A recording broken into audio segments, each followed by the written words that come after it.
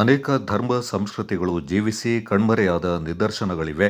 ಯಾವ ಧರ್ಮ ಪ್ರಾರಂಭ ತಿಳಿದಿಲ್ಲವೋ ಅಂತ್ಯ ಕಾಣುವುದಿಲ್ಲವೋ ಅದೇ ಸನಾತನ ಧರ್ಮ, ಹಿಂದೂ ಧರ್ಮ ಅಂತ ರಾಷ್ಟ್ರೀಯ ಸ್ವಯಂ ಸೇವಕ ಸಂಘ ಸುಳ್ಯ ವಿಭಾಗದ ಕಾರ್ಯವಾಹ ಸುಭಾಷ್ ಚಂದ್ರ ಕಳಂಜೆ ಅಭಿಪ್ರಾಯ ವ್ಯಕ್ತಪಡಿಸಿದರು.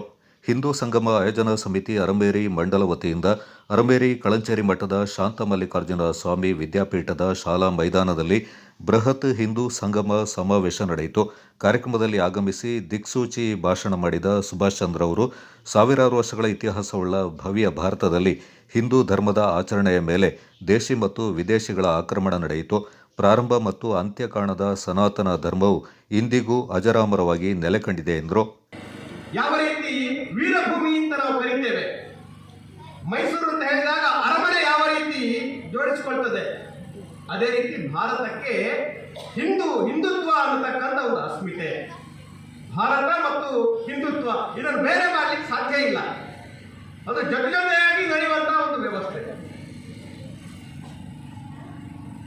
ಇಡೀ ಸಮಾಜ ಒಂದು ಏಕೋಹಂ ಬಹುಸ್ಯಾಮ, ಒಬ್ಬನಿದ್ದೇನೆ ಹಲವರಾಗೋಣ ಅನ್ನುವಂತಹ ಕಲ್ಪನೆ. ಯಾವುದೇ ಕಾರ್ಯಕ್ರಮ ಮಾಡಲಿ, ಕಾರ್ಯಕ್ರಮದ ಕೊನೆಯಲ್ಲಿ ಸರ್ವೇ ಭವಂತು ಸುಖಿನ ಅನ್ನತಕ್ಕಂಥ ಒಂದು ಸಮಾಜ ಅಂತ ಇದ್ರೆ ಅದು ಹಿಂದೂ ಸಮಾಜ. ಡಾರ್ವಿನ್ ಹೇಳಿದ ಸರ್ವೈವಲ್ ಆಫ್ ದಿ ಫಿಟೆಸ್ಟ್ ಅಂತ. ನಮ್ಮ ಕಲ್ಪನೆ ಅಲ್ಲ. ನಮ್ಮಲ್ಲಿ ಆ ರೀತಿ ಯಾರು ದುರ್ಬಲ ಇದ್ದಾನೆ ಅವನನ್ನು ಮೇಲೆತ್ತುವಂತಹ ಅನೇಕ ವ್ಯವಸ್ಥೆಗಳನ್ನು ಇಂತಹ ಮಠಗಳು ಮಾಡ್ತಾ ಇವೆ. ಅವ ಮುಖ್ಯವಾಹಿನಿಗೆ ಬರಬೇಕು, ಅವರನ್ನು ಮೇಲೆತ್ತುವಂತಹ ವ್ಯವಸ್ಥೆ. ಆ ಮುಖಾಂತರ ಸರ್ವೇ ಭವಂತು ಸುಖಿನ. ಅಲ್ಲಿ ಒಬ್ಬ ನಮ್ಮ ವೈರಿ ಇದ್ರು ಕೂಡ ಅವರನ್ನು ಹೊರತುಪಡಿಸಿ ಅಂತ ನಾವು ಹೇಳುವುದಿಲ್ಲ, ಅವನಿಗೆ ಒಳ್ಳೆ ಬುದ್ಧಿ ಕೊಡು ಅಂತ ನಾವು ಕೇಳ್ತೇವೆ. ಮಾಡಲಿಲ್ಲ. ಯಾವ ರೀತಿ ಈಗ ಕಾವೇರಿ, ಇಲ್ಲಿಗೆ ಜೀವನಾಡಿಯಾಗಿರುವಂತಹ ಕಾವೇರಿಯನ್ನು ಕೇವಲ ಕಾವೇರಿ ನೀರು ಅಂತ ಸ್ವೀಕಾರ ಮಾಡಲಿಲ್ಲ, ಬದಲಾಗಿ ಕಾವೇರಿ ಮಾತೆ ಅಂತ ನಾವು ಸ್ವೀಕಾರ ಮಾಡಿದೆವು, ಗಂಗಾ ಮಾತೆ ಅಂತ ಸ್ವೀಕಾರ ಮಾಡಿದೆವು. ಅದೇ ರೀತಿ ಈ ಭೂಮಿಯನ್ನು ಮಾತೃಭೂಮಿ ಅಂತ ಕರಿತೇವೆ ನಾವೆಲ್ಲ ಆ ತಾಯಿಯ ಮಕ್ಕಳು. ಯಾಕಂದ್ರೆ ತಾಯಿಗೆ ಮಾತ್ರ ಅಂತ ವಿಶೇಷವಾಗಿರ್ತಕ್ಕಂಥ ಒಂದು ಸಾಮರ್ಥ್ಯ ಇರ್ತಕ್ಕಂಥದ್ದು, ಜನ್ಮ ನೀಡುವಂತಹ ಸಾಮರ್ಥ್ಯ ಇರ್ತಕ್ಕಂಥದ್ದು ಆ ತಾಯಿಗೆ ಮಾತ್ರ.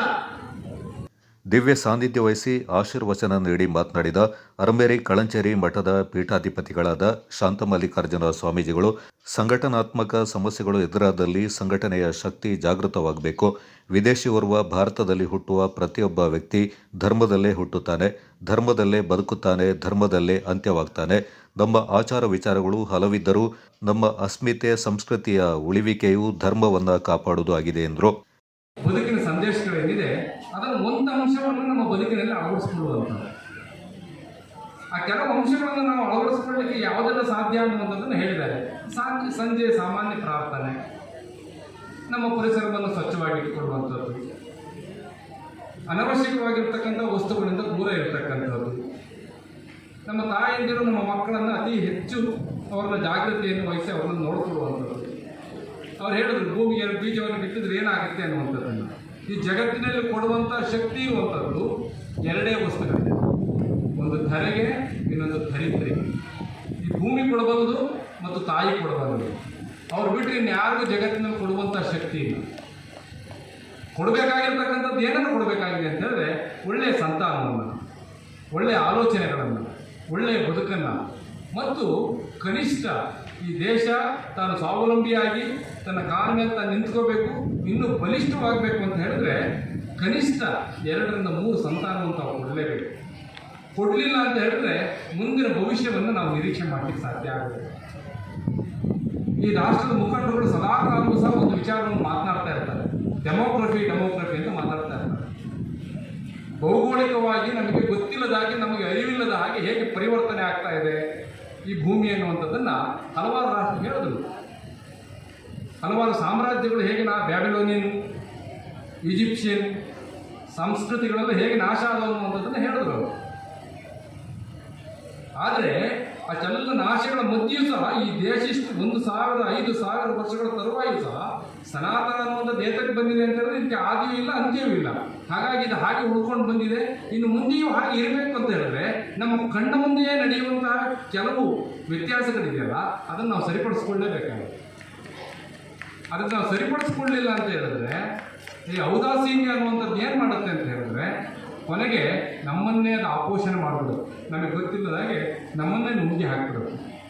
ಹಾಗಾಗಿ ಆ ರೀತಿಯಾಗಿರ್ತಕ್ಕಂತಹ ಬದಲಾವಣೆಗಳನ್ನು ಸೂಕ್ಷ್ಮವಾಗಿ ಗಮನಿಸಿ ನಾವು ಈ ವಿರಾಜಪೇಟೆ ಸಂಚಾಲಕ ರಾಜೀವ್ ಕಾರ್ಯಪ್ಪ ಕಾರ್ಯಕ್ರಮ ಉದ್ದೇಶಿಸಿ ಮಾತನಾಡಿದರು. ಗ್ರಾಮದ ಹಿರಿಯರಾದ ಸೋಮಯ್ಯಂಡ ಕೆ ಪೂವಮ್ಮ, ಬಾಳೆಕುಟ್ಟಿರ ಮಂದಣ್ಣ ಮತ್ತು ಕಟ್ಟೇರ ಕಾವೇರಪ್ಪ ಕಾರ್ಯಕ್ರಮದಲ್ಲಿ ಪಾಲ್ಗೊಂಡಿದ್ದರು.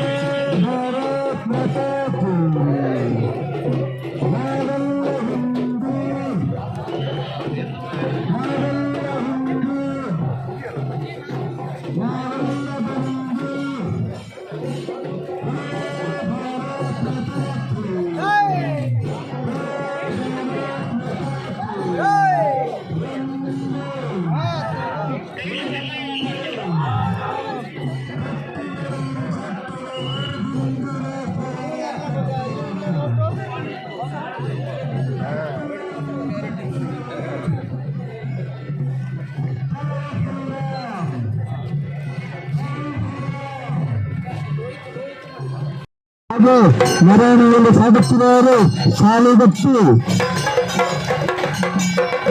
ಜನರಿಗೆ ಸಮಸ್ಯೆಯಾಗದೆ ವಾಹನಗಳಿಗೆ